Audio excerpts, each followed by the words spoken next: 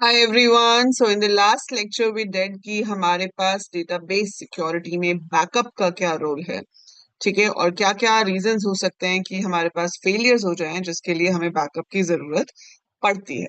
But now if मान लो कि failure हो जाता है तो रिकवरी कैसे करेंगे? So backup and recovery are all together topics, right? तो अगर हमारे पास फेलियर हो जाता है तो किस तरह से आप बैकअप जो आपने लिया हुआ है उससे रिकवर करोगे? सो रिकवरी होता क्या है? Recovery is the process of restoring the database to the correct state in the event of failure. ठीक है, कि अगर फेलियर होता है तो जो करंट फॉर्म में डेटाबेस है, जो लास्ट करेक्ट डेटा था, उस फॉर्म में आपका डेटा जो है वो मेंटेन होना चाहिए, मैनेज होना चाहिए। ठीक है, it ensures that the database is reliable and remains in consistent state in case of a failure. ठीक है, तो आप पूरी रिलायबिलिटी का ध्यान रखोगे, कंसिस्टेंट का ध्यान रखोगे, मतलब फेलियर से आपके डेटाबेस पे कोई इफेक्ट नहीं होना चाहिए। That is what recovery ensures. अब रिकवरी जो है वो दो तरह से हो सकती है, रोलिंग फॉरवर्ड या फिर rolling back. So rolling forward का क्या मतलब है? It applies redo record to the corresponding data blocks. मतलब कि आपने जो ट्रांजैक्शंस परफॉर्म करी, ठीक है, अब वो ट्रांजैक्शंस लॉग में कहीं ना कहीं सेव हो रही हैं बट बीच में फेलियर हो गया, but we want to make sure कि उस ट्रांजैक्शन का जो इफेक्ट है वो डेटाबेस के ऊपर दिखना चाहिए। तो हम उसे क्या करते हैं? दोबारा से करते हैं, रीडू करते हैं। रीडू करने से क्या होता है? वी मेक श्योर कि आपका वो जो डेटा है वो अपडेट हुआ ही हुआ है। ऐसा नहीं है कि कोई डेटा जो है वो बिना अपडेट हुए रह गया है। So we perform that redo operation over there.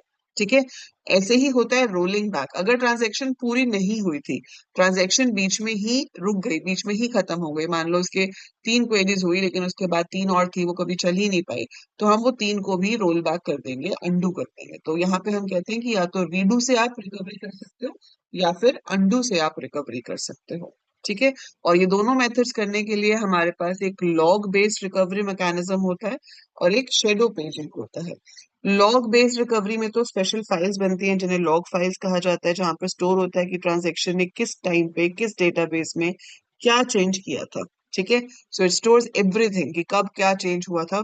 In case system fail हो जाए तो उस लॉग्स के अकॉर्डिंगली हम डेटा को रिकवर कर सकते हैं। All log information such as the time of transaction, its data, etc. should be stored over there.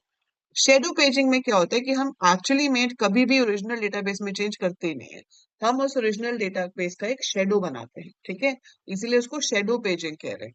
तो आपने उसकी एक शेडो बनाई, मतलब उसकी एक कॉपी बना ली, और जो भी चेंजेस हो रहे हैं वो उस कॉपी में हो रहे हैं। जब वो ट्रांजैक्शन कमिट होती है तो ही वो चेंजेस जाके आपके परमानेंट डेटाबेस में शो होते हैं। ठीक है, अगर फेलियर हो गया इस बीच तो क्या होगा?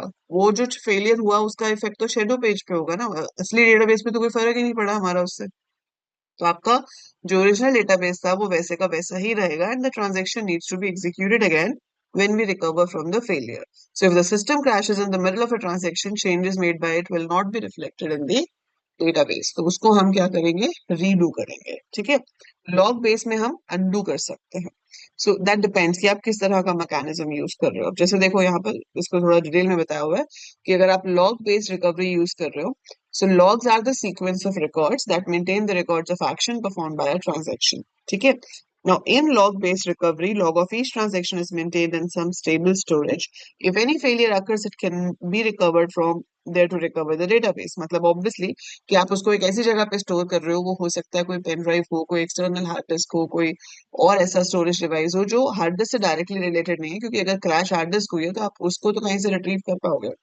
सो हमने उसको किसी दूसरी जगह पर स्टोर किया हुआ है जैसे हम यूज कर सकें at the time of recovery, और मे बी क्लाउड कंप्यूटिंग में स्टोर कर सकते हो।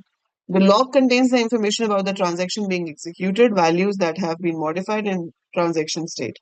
All this information will be stored in the order of execution. तो जिस जिस ऑर्डर में चेंजेस हो रहे हैं, जिस जिस ऑर्डर में काम हो रहा है, उसी ऑर्डर में वो उसको स्टोर भी करके रखता है। ठीक है, so that is how it stores it and maintains it. Then आपके पास है assume a transaction to modify the address of an employee. The following logs are written for this transaction. कि log 1 में क्या हुआ? Transaction is initiated. It writes start log. तो transaction number start ये आपके log में स्टोर हो जाएगा। फिर transaction modifies the address from Pune to Mumbai, तो उसमें क्या हुआ, ट्रांजेक्शन का नंबर मॉडिफाई किसको कर रहे हो, एड्रेस को, ओल्ड वैल्यू न्यू वैल्यू ऐसे स्टोर हो जाता है। ट्रांजेक्शन इज कंप्लीटेड तो कमिट हो जाता है। So there are two methods of creating the log files and updating the database. One is deferred database modification. One is immediate database modification. आपको याद होगा जब हमने जावास्क्रिप्ट पढ़ी थी तो हमने उसमें भी पढ़ा था इमीडिएट स्क्रिप्ट और डेफर्ड स्क्रिप्ट। तो अगर आप रिलेट कर सकते हो तो आप वहां से भी इमीडिएट और डेफर्ड का मीनिंग समझ पाओगे। तो इमीडिएट का मतलब है जो साथ के साथ हो जाए। डेफर्ड का मतलब है कि कोड तो है पर वो उसी टाइम एग्जीक्यूट नहीं करेगा। सो डेफर्ड में क्या होता है कि पहले सारे लॉग्स क्रिएट हो जाते हैं लेकिन डेटाबेस में डायरेक्ट चेंजेस नहीं होते। So all the logs for the transactions are created and stored into the stable storage system. In the above example, 3 log records are created and stored in some storage system. The database will be updated with those steps. ठीक है, तो ऐसा नहीं है कि जैसे जैसे transaction की कमांड्स एग्जीक्यूट हो रही है साथ साथ डेटाबेस अपडेट हो रहा है, नहीं, साथ साथ सिर्फ लॉग अपडेट हो रहा है। जब ट्रांजेक्शन कंप्लीट हो जाती है तो उसके जो भी चेंजेस हैं वो आपके डेटाबेस में कर दिए जाते हैं एक साथ बाद में, उसे कहते हैं डेफर्ड डेटाबेस मॉडिफिकेशन। दूसरा होता है इमीडिएट डेटाबेस मॉडिफिकेशन। इमीडिएट में साथ के साथ ही वो चेंजेस अपडेट होते हैं। सो इसमें after creating each log record the database is modified for each step. तो ये हर लॉग रिकॉर्ड के बाद हर स्टेप के साथ उसको अपडेट करता है। So after creating each log record the database is modified for each step of log entry immediately. So in the above example, the database is modified at each step of log entry. That means after first log entry, transaction will hit the database to fetch the record. Then the second log will be entered, followed by updating the employee address. Then the third log, followed by committing the database changes. तो एक एक करके सारा काम होता है यहाँ पर। So ये सब चीजें हैं जो आपको रिकवरी के बारे में पता होनी चाहिए कि डेफर्ड और इमीडिएट में क्या डिफरेंस होता है, रीडू अनडू लॉग्स क्या होते हैं, एंड लॉग बेस्ड रिकवरी और शैडो पेजिंग क्या होती है। ठीक है, सो इसके ऊपर आपको शॉर्ट नोट लिखने के लिए एग्जाम में आ सकता है, पूरा ही थ्योरेटिकल टॉपिक है। सो आप इसकी थ्योरी को याद कर सकते हैं अपने हिसाब से, अपना एग्जाम्पल साथ में दे सकते हैं to explain this. And PYQs अभी हम जल्दी ही डिस्कस करेंगे तो आपको और बेटर क्लैरिटी हो जाएगी कि इस पे एग्जैक्टली क्या क्वेश्चन आता है और आप उसको कैसे आंसर भी लिखेंगे। ठीक है, so that is about recovery techniques. अब रिकवरी देखो इतना बड़ा टॉपिक है, होने को आप इसके ऊपर पूरा चैप्टर मतलब बहुत बड़ा भी पढ़ सकते हो, 70-80 पेजेस का भी। या आप मीनिंग समझने के लिए इतना सा भी बहुत होता है कि अगर आपको 6 नंबर का नोट लिखने के लिए आ रहा है या 5 नंबर का नोट लिखने के लिए आ रहा है तो आप इस तरह से लिख सकते हैं क्योंकि आपका पेपर होगा 60 मार्क्स का।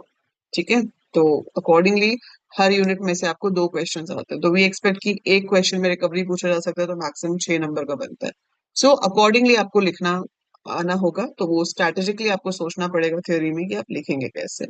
ठीक है, so that is it for this video. I will be coming up with the next video जिसमें हम करेंगे कि डेटाबेस सिक्योरिटी क्या होती है। ठीक है, so we will be working on database security and integrity. This we gonna study in the next lecture. So bye for now. Take care and see you soon.